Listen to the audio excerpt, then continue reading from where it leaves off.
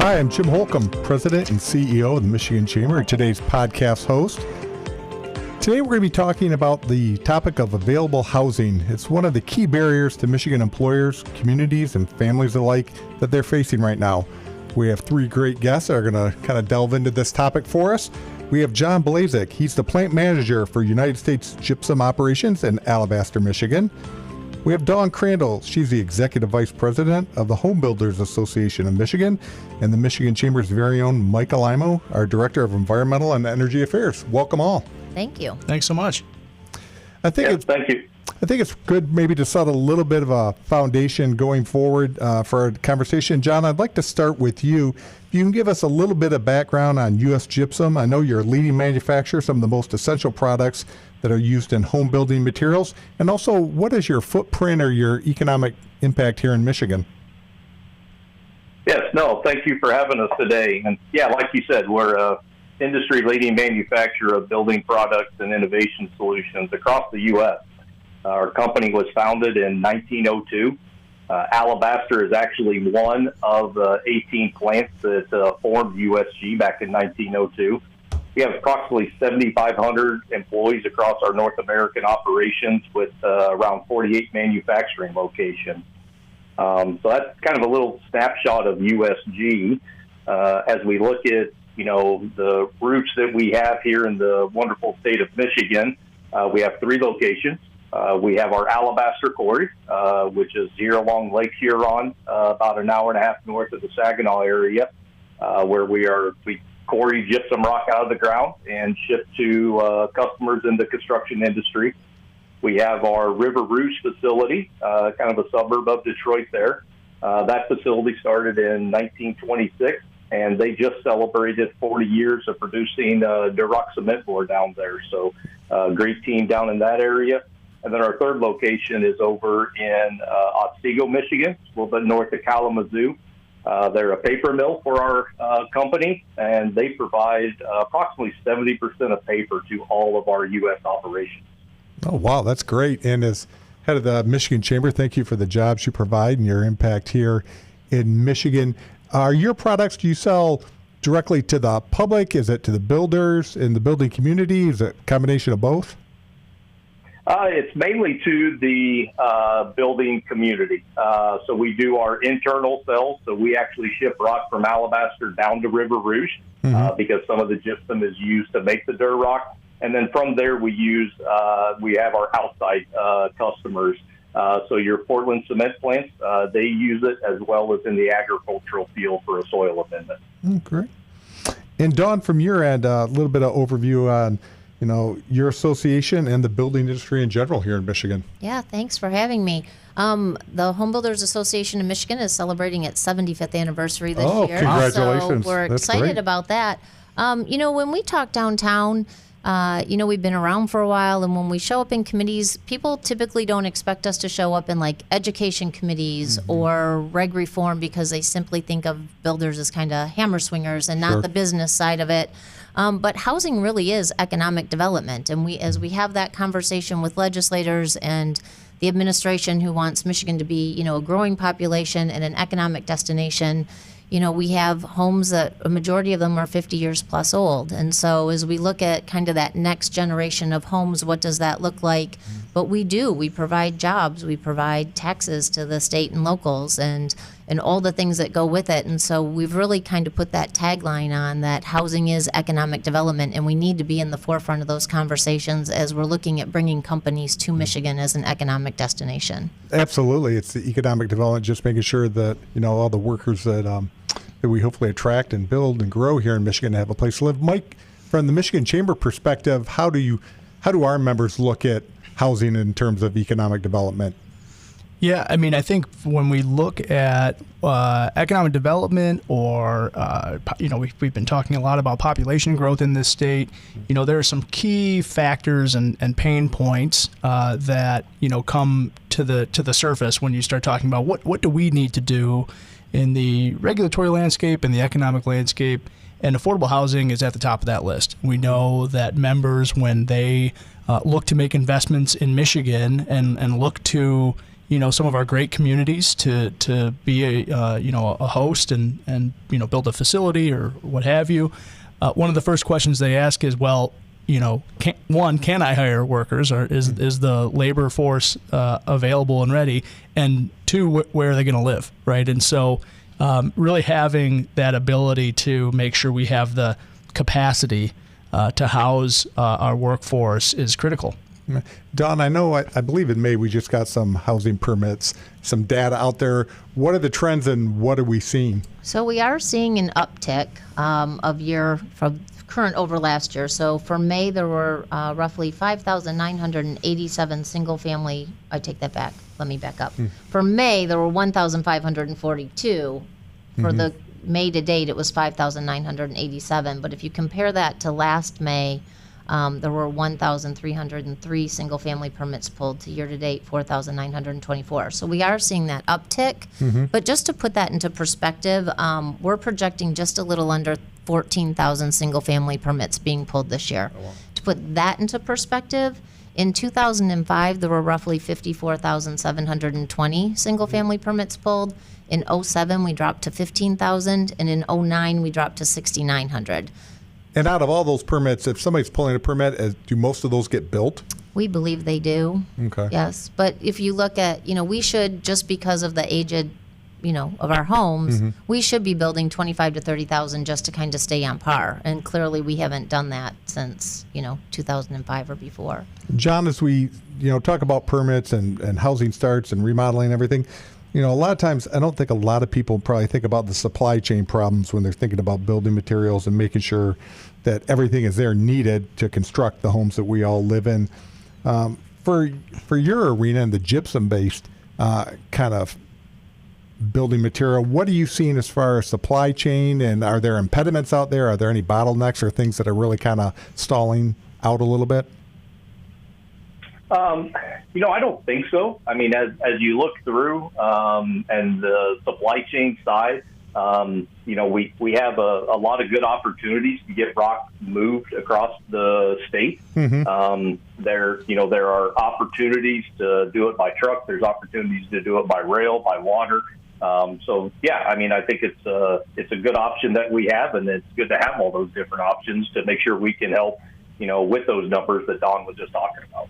I know in other areas, in road building and different places, we talk about mining and quarries. Where do your raw materials come from, and do you have plenty of access to those right now in Michigan? So all of our raw materials as we go through, it's all right here in Osco County. We have to remove roughly 60 foot of overburden, 50 to 60 foot of overburden to get down to the gypsum. And then, we're shipping it out to River Rouge, all the way up to Alpena.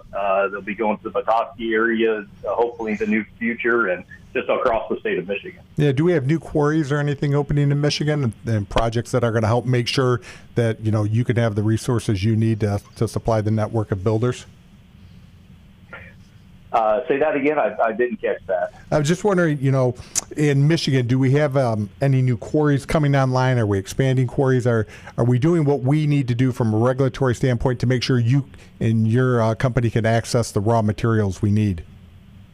Oh, yeah, definitely. I mean, I think, the relationship we have with our regulatory community agencies is key in making sure we can get those quarries open. There's paperwork that needs to be done. There's steps you got to go through. But I think, between the relationship we have with the regulatory agency, but also when we look at the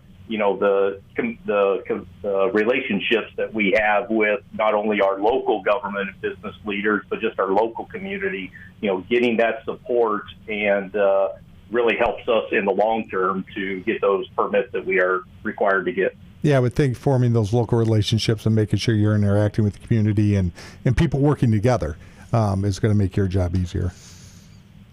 Oh, most definitely, yes. Mike and Don, from a state side perspective, how would you rate the kind of our regulatory and the business climate, what you're seeing and what you're hearing? Mike, we'll kind of start with you. Yeah, I mean, I think there are some challenges we've experienced in the permitting arena, in the regulatory arena. I think groups like Dawn's and some of our really important company members have been working to make things better and improve that process. And when it comes to this kind of specific issue arena, John really helps provide a very tangible picture of what's so important to our state, and that's having these robust supply chains that can access the critical materials that we need to do and build the things that we want to have. One of the interesting things about gypsum is John's company is doing some really great work in the natural gypsum space. We have synthetic gypsum also that is derived from the emission control system on coal-fired power plants, which we all know are going away as we work to clean up our and decarbonize our grid. Mm-hmm. So it was just a reality that we're going to need these materials more than ever, and the ability to extract them, but then ultimately transport them to where we need to go, is crucial. Dawn, how about you? How's the regulatory climate for builders, for getting licenses, for getting permits, and just interacting as a general business here in Michigan? Right. I think our members would say that they have some challenges with certain departments within the state that issue permits. Everything that we talk about when we talk to regulators, be it at the local level or the state level, every time you delay a permit or a review or a walkthrough, like, time is money in our industry. Mm-hmm. And it's not only time is money, but at the end of the day, you have somebody who is waiting to move into that home as well. Sure. So you're delaying them. So you never know what their circumstances in terms of, have they sold their house? Are they living in an apartment as they're waiting for their home to be ready? And I think that's one of the things we really stress is in all these things as we go through permitting, and working through the process, that time is money, and the faster that you can do that and do it safely, we want homes to be safe. Absolutely.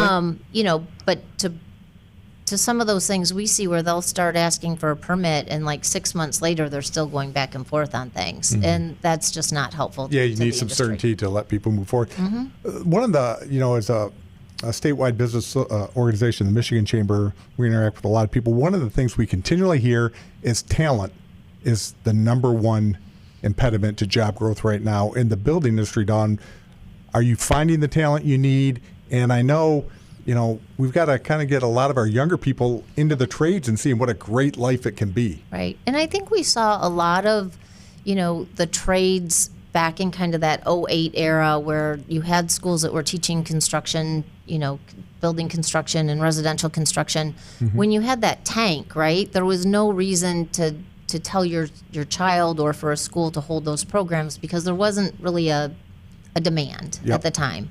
And so what we were seeing too were, second and third generation builders leaving the state to go to Louisiana, because around that time Katrina hit, so there was a lot of building taking place downtown or downstate. There were, Carolinas, Texas.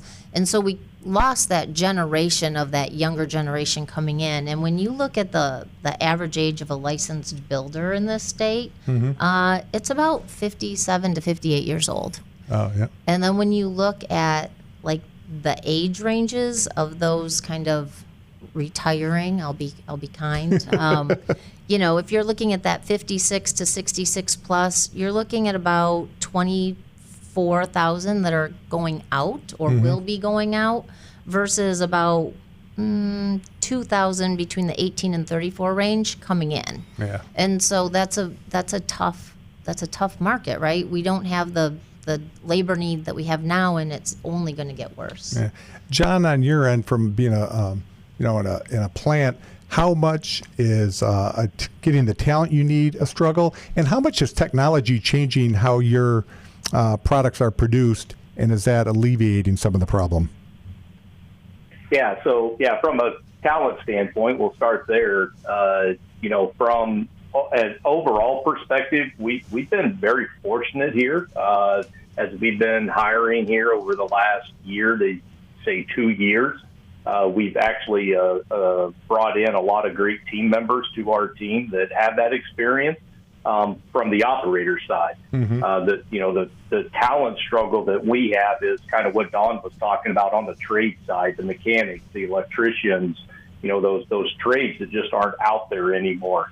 There's a lot of really cool things that are going on in Iosco County to start bringing some of that back, and it starts in the school system. So we're, doing all that we can to partner with the local schools to, continue to do that, because you need those talents to be there. And then from a technology standpoint, you look at, 20 years ago, front end loaders had steering wheels. Most of that stuff, it's all joystick now. Yep. The steering wheels are going away. They're actually optional equipment now. And but it's also going to that, next generation of, that's what they're used to. So the technology is definitely changing. That's making a big game changer for our industry.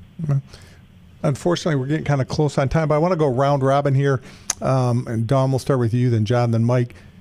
What is one thing that you wish that maybe policymakers take away from this conversation about attainable housing to make sure that Michigan is well positioned for the future? Don? Yeah, I think we need to look at it as housing truly is an ecosystem. And so, we created the Housing Michigan Coalition. We've got a great, executive committee made up of, the Michigan Municipal League, a nonprofit, the Grand Rapids Chamber. And we did it specifically where we look at how everybody is connected through housing, right? Communities need housing if they're going to grow. Business needs housing if they're going to attract talent to live near where they work. We certainly need talent to come in. And I don't think you can look at housing as just like a silo. You have to look at how it connects to everything, and that includes the labor piece, which I want to put in a really quick. We are a recognized certification through MDE, and we just certified 173 students this year. Wonderful. So, we're trying to do our part, but we truly are an ecosystem, and you can't look at just kind of one piece of the puzzle, because we're all part of the puzzle. Yeah, everything's interrelated. John, how about you? What's one thing that you hope policymakers think about or take away from conversations about housing? I agree with everything that Don said. I would add to that as you're going through, as you're looking at permits, as you're looking at regulations, as you're looking at policies, it's a partnership. We need both sides to keep everything in check. And so to me, that's the biggest thing is, it's not a one-way conversation back and forth. It's a partnership that, how do we grow the Michigan economy? How do we attract businesses? And I think you need that partnership to be able to do that. No, I think you're exactly right. It's about working together, being collaborative across all sectors. And as always, time seems to go by so fast in these conversations, but a very special thanks again to John, Dawn, and Mike. And thank you all for listening. Tune in to our next episode, subscribe, and like our podcasts for easy notifications. And until next time, enjoy Michigan's great outdoors and see what you can do in your community to help develop some attainable housing.